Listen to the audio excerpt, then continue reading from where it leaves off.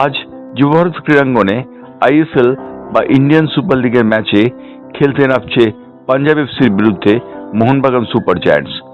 যুবভারত ক্রীড়াঙ্গনে এই ম্যাচটি অনুষ্ঠিত হবে এবং এই ম্যাচটি ঘিরে উৎসাহ উদ্দীপনার শেষ নেই।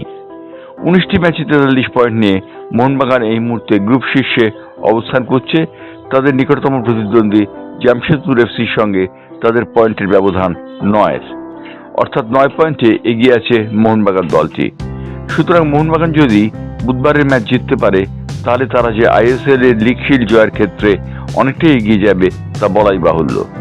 উল্লেখযোগ্য, মোহনবাগানে যদিও বেশ কিছু খেলোয়াড় নেই ইনজুরি এবং চোটের সমস্যার জন্যে কিংবা কার্ড দেখার সমস্যার জন্যে, সেই কারণে মোহনবাগান দলটি কিন্তু ফেভারিট বলে চিহ্নিত হচ্ছে এই ম্যাচেও।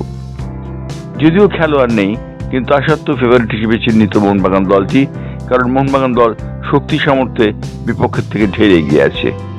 প্রথম লেগে তারা 3-1 গোলে জিতেছিল পাঞ্জাব এফসির বিরুদ্ধে, সেই অগ্রগমন তারা অব্যাহত রাখতে চায়।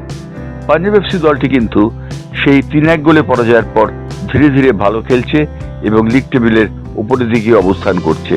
সুতরাং বুধবারের ম্যাচটি অত্যন্ত গুরুত্বপূর্ণ মোহনবাগানের পক্ষে। মোহনবাগান যদি এই ম্যাচ জিততে পারে তাহলে তারা যে আইএসএল এর লিগ শিল্ড জয়ের ক্ষেত্রে অনেকখানি এগিয়ে যাবে তা বলাই বাহুল্য। আরও একটি রেকর্ড হাতছানি দিচ্ছে মোহনবাগানের কাছে।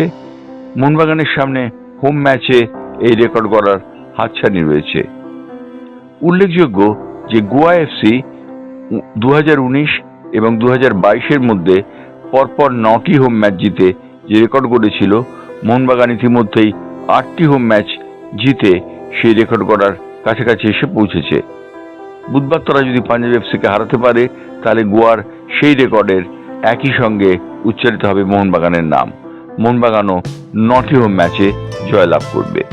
সুতরাং এই জোড়া রেকর্ডের হাতছানি এবং আইএসএল এর লিগ শিল্ড জয়ের স্বপ্নকে সম্ভব করতে মোহনবাগান নিঃসন্দেহে সবটুকু নিজেদের উজাড় করে দেবে। মোহনবাগান দলটি শক্তি এবং সামর্থ্যের বিচরে যে পাঞ্জাবের থেকে এগিয়ে রয়েছে তা বলাই বাহুল্য।